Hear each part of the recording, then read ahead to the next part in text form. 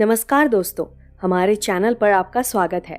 आज हम आपके लिए लाए हैं रोमांच से भरी एक ऐसी फिल्म जो न सिर्फ आपको रहस्य गुफाओं की गहराई तक लेके जाएगी, बल्कि रिश्तों की अहमियत करना भी सिखाएगी। इस फिल्म का नाम है सेक्टम, जो 2011 की एक लाजवाब एक्शन थ्रिलर फिल्म है। तो चलिए शुरू करते हैं। मूवी की शुरुआत में हम 17 साल के जोशुआ यानी जॉश को समुद्र के बीचों बीच बेहोश पड़ा देखते हैं। कुछ समय बाद उसकी आंखें खुलने लगती हैं और सीन फ्लैशबैक में चला जाता है। सुबह सुबह जॉश न्यू गिनी के तट पर कार्ल और उसकी गर्लफ्रेंड विक्टोरिया से मिलने गया था।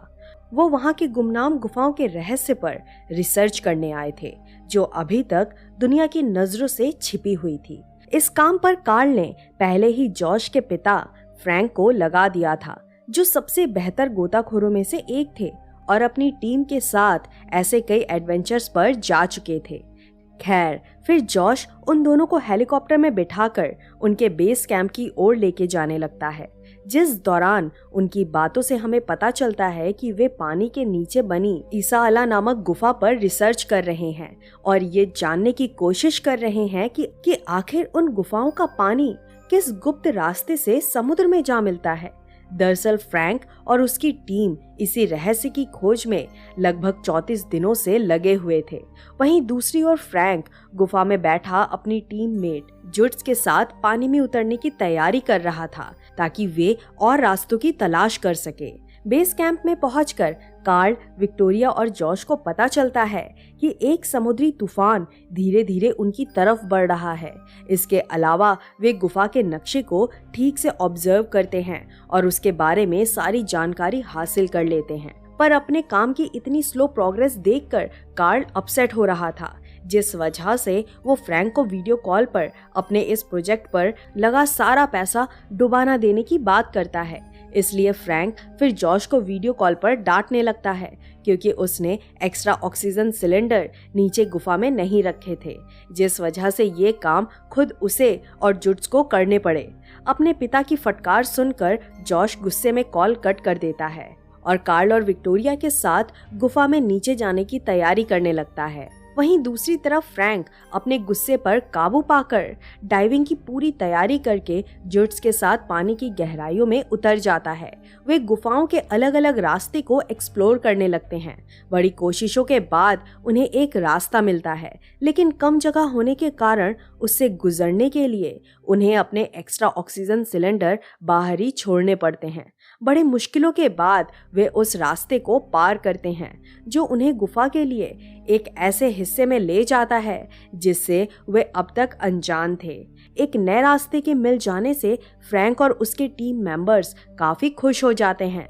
अपनी बाकी की रिसर्च अगले दिन जारी रखने का सोचकर फ्रैंक और जुट्स वापस लौटने का डिसाइड करते हैं, लेकिन लौटते वक्त जुट्स का ऑक्सीजन पाइप किसी चीज से टकराकर टूट जाता है और उसके सूट में पानी भरने लगता है।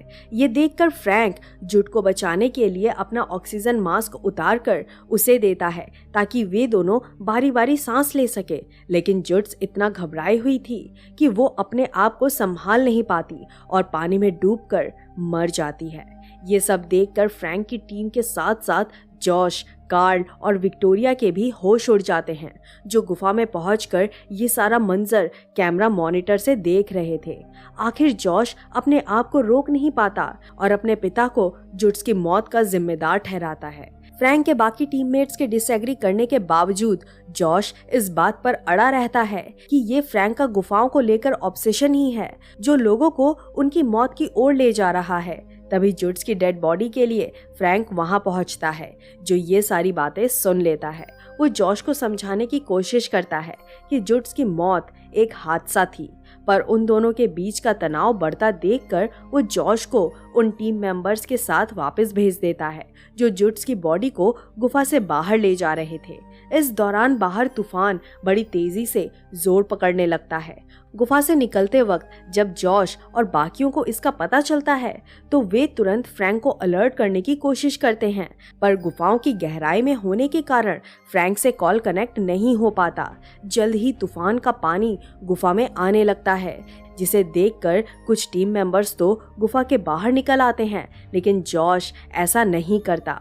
वो अपने पिता और अपने टीम को यूं मरने के लिए नहीं छोड़ना चाहता था, इसलिए वो अपने दोस्त लूको के साथ उनकी हेल्प करने के लिए चला जाता है। दूसरी तरफ इस सबसे बेखबर फ्रैंक और कार्ल अपने अगले दिन की स्ट्रैटेजी तैयार कर रहे थे कि तभी फ्रैंक को पानी के बहने की आवाज सुनाई देती है और वे समझ जाता है कि कुछ गड़बड़ है।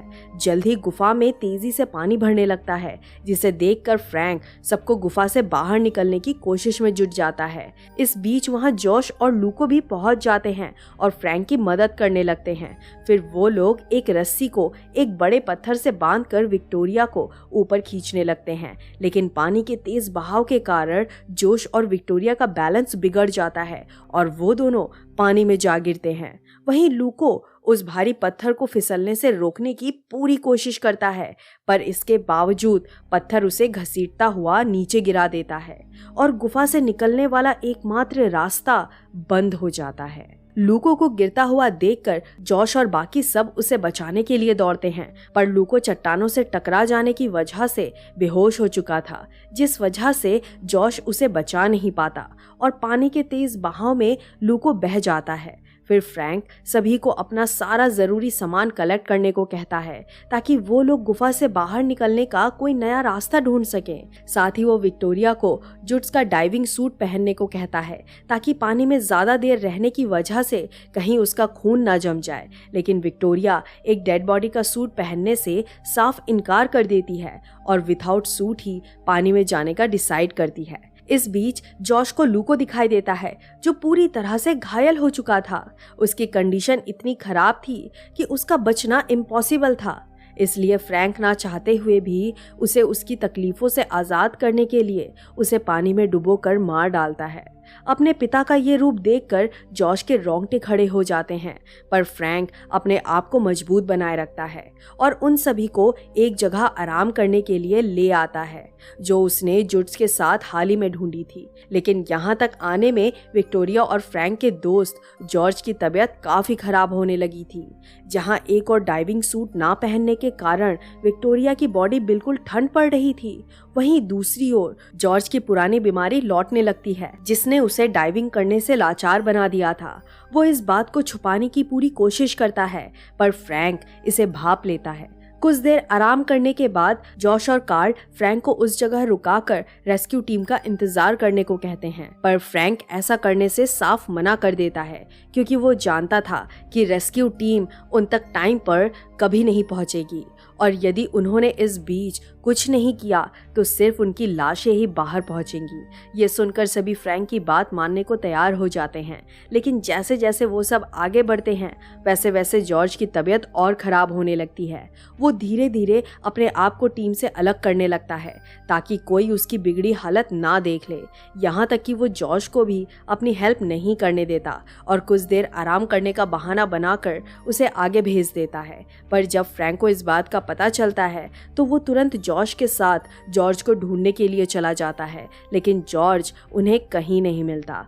फ्रैंक समझ जाता है कि वो अपनी बीमारी की वजह से पूरी टीम को स्लो नहीं करना चाहता था, इसलिए उसने अपने आप को सैक्रिफाई कर दिया। फ्रैंक की ये सोच सच साबित होती है और हम अगले ही पल जॉर्ज को एक छोटी अंधेरी गुफा में आखिरी सांस लेते हुए देखते हैं। अपने दोस्त को खोने का दुख अपने मन में दबाकर फ्रैंक जॉश, कार्ल और विक्टोरिया को लेकर आगे बढ़ता रहता है, जहां आगे उन्हें एक नया रास्ता नजर आता है। लेकिन उस रास्ते तक पहुंचने के लिए उन्हें पानी के एक तेज भंवर को पार करना था, इसलिए फ्रैंक जॉश को पहले भेजता है, जो बचपन से दी गई फ्रैंक की ट्रेनिंग की हेल्प से से भंवर के दूसरी छोर पर पहुंचकर एक रस्सी बांध देता है ताकि बाकी टीम अपने सामान के साथ उसे क्रॉस कर सके। फ्रैंक सबसे पहले कार्ल को रस्सी के सहारे दूसरी तरफ भेजता है। फिर विक्टोरिया की बारी आती है, लेकिन रस्सी क्रॉस करते समय कार्ल अनजाने में उसके फेस पर टॉर्च लाइट मारता है, जिससे विक्टोरिया का ध्यान भटक कर उसके बाल रस्सी के हुक में फंस जाते हैं। विक्टोरिया दर्द से चीखती हुई सबसे हेल्प मांगती है, पर इससे पहले कि कोई कुछ कर पाए वो खुद ही हुक से निकलने के लिए सीजर से अपने बाल काट लेती है, लेकिन इससे वो रस्सी भी कट जाती है और विक्टोरिया सीधे भंवर में गिरकर मर जाती है। अपनी गर्लफ्रेंड की डेथ देखकर कार्ल बिल्कुल टूट जाता है। वहीं जॉश की हिम्मत भी डगमगाने लगती है, पर फ्रैंक उन्हें हर हाल में आगे बढ़ते रहने की मोटिवेशन देता है, जिसे सुनकर कार्ल को गुस्सा तो बहुत आता है, पर वो अपने गुस्से को अपने तक ही कंट्रोल करके रखता है। आगे चलकर उन्हें पूरी गुफा में पानी के सिवाय और कोई रास्ता नजर नहीं आता। सिर्फ एक ही ऑक्सीजन सिलेंडर बचे होने के कारण फ्रैंक उन्हें बताता है कि कुछ देर आराम करने के बाद वो डाइविंग करके आगे का रास्ता ढूंढकर बारी बारी पहले जॉश को और फिर कार्ल को ले जाएंगे। लेकिन इससे पहले कि फ्रैंक और जॉश कुछ समझ पाते, कार्ल आखिरी ऑक्सीजन सिलेंडर लेकर अकेले ही पानी में निकल जाता है। फ्रैंक उसे रोकने की बहुत कोशिश करता है, पर ऐसा ना कर पाने पर निराश होकर हार मानने लगता है। लेकिन तभी जॉश की नजर एक छोटे से रास्ते पर पड़ती है जो पहले उनसे मिस हो गया था। नई राह देखकर फ्रैंक और जॉश की हिम्मत फिर बंधने लगती है और वे जैसे तैसे उस रास्ते को पार करके एक बड़ी गुफा में पहुंचते हैं जो समुद्र के काफी करीब थी।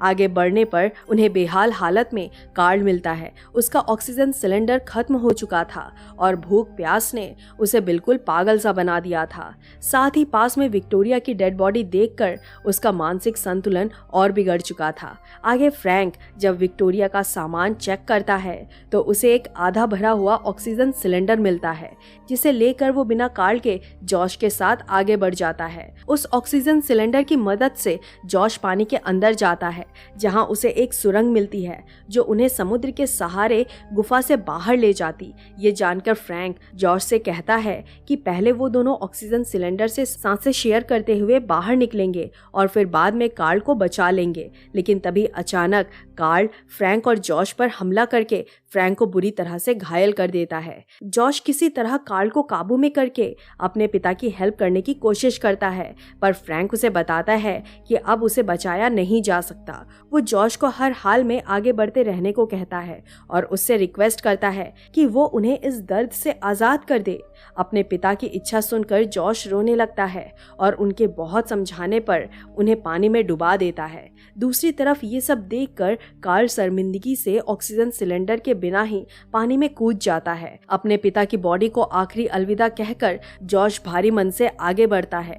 रास्ते में उसे कार्ल की लाश मिलती है, पर वो नहीं रुकता।